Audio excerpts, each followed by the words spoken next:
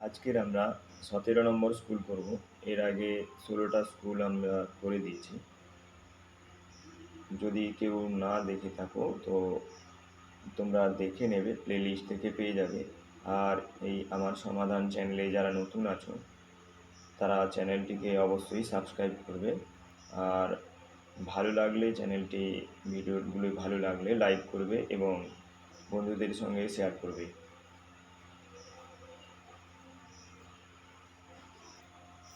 আজকের 17 নম্বর স্কুল রামনগর রাও high school HS.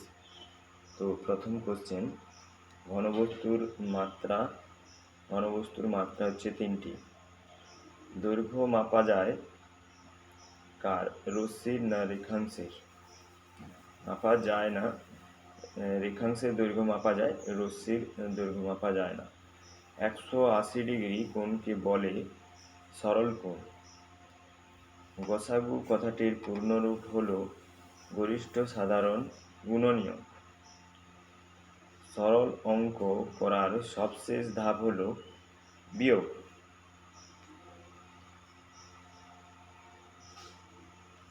প্রদত্ত চিত্রে কত অংশ ফাঁকা রয়েছে? প্রদত্ত চিত্রটিতে দেখো 8টা ভাগ আছে এবং তার মধ্যে 4টে ভাগ রং করা আছে। তো আর 4টে ভাগ রং করা নেই, তো ফাঁকা আছে 4টে ভাগ, তো 4 × 8। এরপরে 7402 দিয়ে গঠিত বৃহত্তম সংখ্যাটি কি? 7420। 4 বর্গ কত? 4 × 4 মানে 16। বৃত্তের বৃহত্তম জ্যাটির নাম কি? বৃত্তের বৃহত্তম জ্যায়ের নাম হচ্ছে ব্যাস। ত্রিভুজের 3টি কোণের সমষ্টি 180 ডিগ্রি। 2 তল বিশিষ্ট একটি ঘনবস্তুর উদাহরণ, এটা হচ্ছে শঙ্কু। এই কোশ্চেনটা কিন্তু রিপিটেড, অনেকবার এসছে, এটা তোমরা মাথায় রাখবে। 2 তল বিশিষ্ট ঘনবস্তুর উদাহরণ হচ্ছে শঙ্কু। কাজের লোক সংখ্যা ও সময়ের মধ্যে কিরূপ সম্পর্ক? বিপরীত সম্পর্ক। দুটি পরস্পর মৌলিক সংখ্যা গসাগু এবং লসাগু কি হয়? দুটি পরস্পর মৌলিক সংখ্যার লসাগু হয় সংখ্যা দুটির গুণফল, আর গসাগু হয় 1। সবথেকে বেশি কতজনের মধ্যে 15টি আম এবং 18টি কলা না কেটে ভাগ করে দেওয়া যাবে? তো এটা করতে হলে দেখো গসাগু করতে হবে। গসাগু এটা উৎপাদক বিশ্লেষণের সাহায্যে গসাগু। তো গসাগু হবে কি? 3 হবে। তো তাহলে উত্তরটি হবে 15টি আম এবং 18টি কলা 3 জনের মধ্যে না কেটে ভাগ করে দেওয়া যাবে। এরপরে দেখো, বাবা ও ছেলের বর্তমান বয়সের সমষ্টি 47 বছর। 15 বছর পর তাদের বয়সের সমষ্টি কত হবে? বাবা ও ছেলের বর্তমান বয়সের সমষ্টি 47 বছর। 15 বছর পর তাদের দুজনের মোট বয়স বাড়বে। বাবারও 15 বছর বাড়বে এবং ছেলেরও 15 বছর বাড়বে। তো 15 যুক্ত 15 মানে 30। তো 15 বছর পর তাদের বয়সের সমষ্টি হবে, এখন আছে 47, আর 30 যোগ হবে মানে 77 বছর।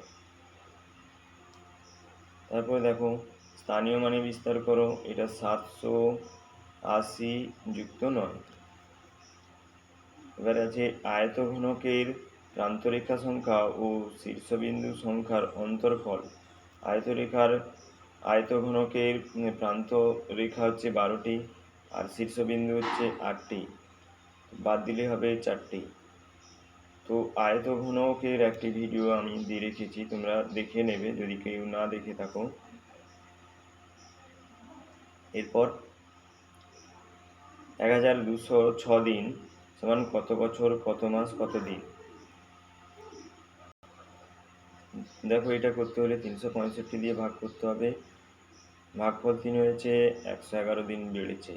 111 দিনকে আবার 30 দিয়ে ভাগ করতে হবে, তো 3 মাস হবে, 21 দিন বেড়েছে। তো উত্তর কি হবে? দেখো, 3 বছর 3 মাস আর 21 দিন। এরপর দেখো 1 ডজন ডিমের দাম 84 টাকা হলে 11টি ডিমের দাম। এই অঙ্কটা খুব কমন অঙ্ক। 1 ডজন মানে 12টি ডিমের দাম 84 টাকা, তো একটি ডিমের দাম 84/12 করলে হবে 7 টাকা। 11টি ডিমের দাম কী হবে? 7 গুণিতক 11 মানে 77 টাকা। একজন ব্যবসায়ী 193.50 টাকা একটি খেলনা কিনে 227.25 টাকায় বিক্রি করলে তার কত টাকা লাভ হবে? এটা করার জন্য আমাকে কি করতে হবে? তো বিক্রয় মূল্য যে টাকায় বিক্রি করেছেন এবং যে টাকায় কিনেছেন সেটা যদি বাদ দিয়ে দিই তার লাভ বেরোবে। এরপরে আছে 3 সেমি, 5 সেমি ও 7 সেমি রেখাংশ তিনটি দিয়ে ত্রিভুজ আঁকা কি সম্ভব? এটা ত্রিভুজ আঁকা সম্ভব। কারণ কি দেখো, 3 যুক্ত 5 সমান 8, যা 7 সেমির চেয়ে বেশি। তো এটা 7 সেমির চেয়ে বেশি বলে, মানে আরেকটি বাহুর চেয়ে বেশি বলে এটা আঁকা সম্ভব। এটা যদি কম হতো তাহলে এটা আঁকা সম্ভব ছিল না। এরপর দেখো একটা সিম্পল যোগ আছে। সিম্পল যোগ, এটা লসাগু 15 হবে। এটা পারবে, তোমরা সবাই পারবে। তারপরে এই সংখ্যাটাকে পূর্ণ সংখ্যা করবে, মিশ্র ভগ্নাংশে পরিণত করবে।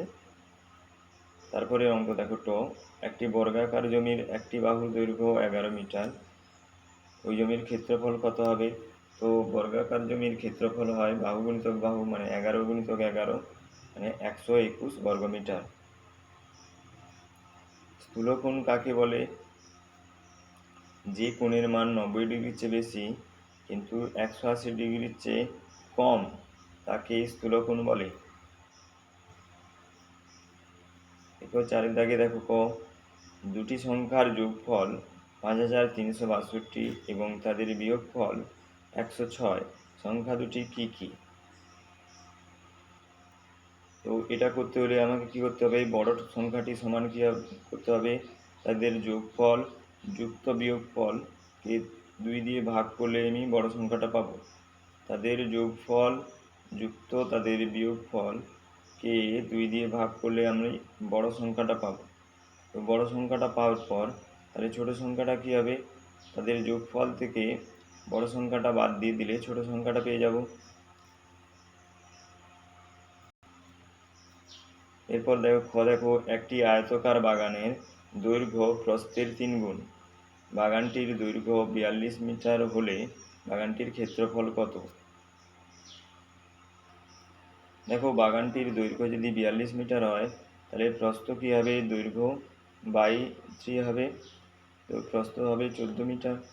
তো বাগানটির ক্ষেত্রফল হবে 42 গুণিতক 14 মানে দৈর্ঘ্য গুণিতক প্রস্থ সমান কী হবে? 588 বর্গমিটার। এরপর দেখো 6 জন লোক একটি রাস্তা 15 দিনে সারাতে পারে, সেই রাস্তা 10 দিনে সারাতে কতজন লোকের প্রয়োজন? এখানে দেখো কতজন লোকের প্রয়োজন মানে জন বের করতে হবে। জনটা ডান দিকে রেখেছি, বাকিটা দিনটা বাম দিকে রেখেছি। তো 15 দিনে 6 জন লাগে, 15 দিনের কাজটি শেষ করতে 6 জন লাগে, 10 দিনে শেষ করতে কতজন লাগে? 15 দিনে একটি রাস্তা করতে 6 জন লোক লাগে, একদিনে করতে বেশি জন লোক লাগবে, 15 গুণিতক 6, আর 10 দিনে করতে কী হবে? 10 ভাগ হবে, তাহলে 9 জন লোক লাগবে। ঠিক আছে।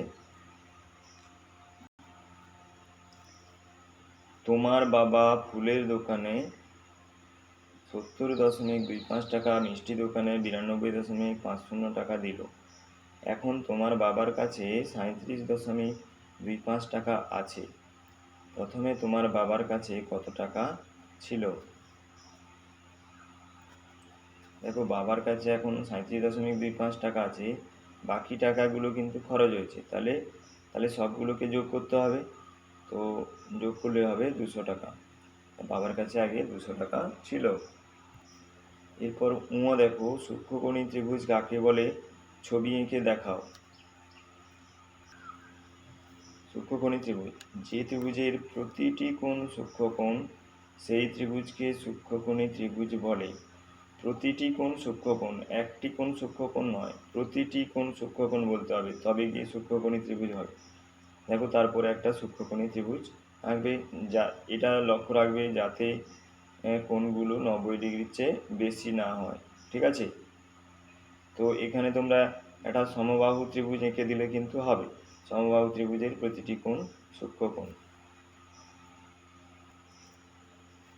এবারে 5-এর দাগে ক দেখো, 14টি মেশিন 200 দিনে 2800 লিটার জল তোলে, তাহলে 20টি মেশিন 125 দিনে কত লিটার জল তুলবে? 14টি মেশিন 200 দিনে 2800 লিটার জল তোলে, একটি মেশিন 200 দিনে কম জল তুলবে, 14 ভাগ হবে। আবার একটি মেশিন একদিনে আরও কম হবে, 200 নিচে ভাগ হবে। তো 20টি মেশিন 125 দিনে দুটো ওপরে গুণ হবে। তো এটা কাটাকাটি করলে হচ্ছে 2500 লিটার। খেলার মাঠে একদল ছাত্রছাত্রীকে বর্গাকারে দাঁড় করিয়ে দেওয়া হলো।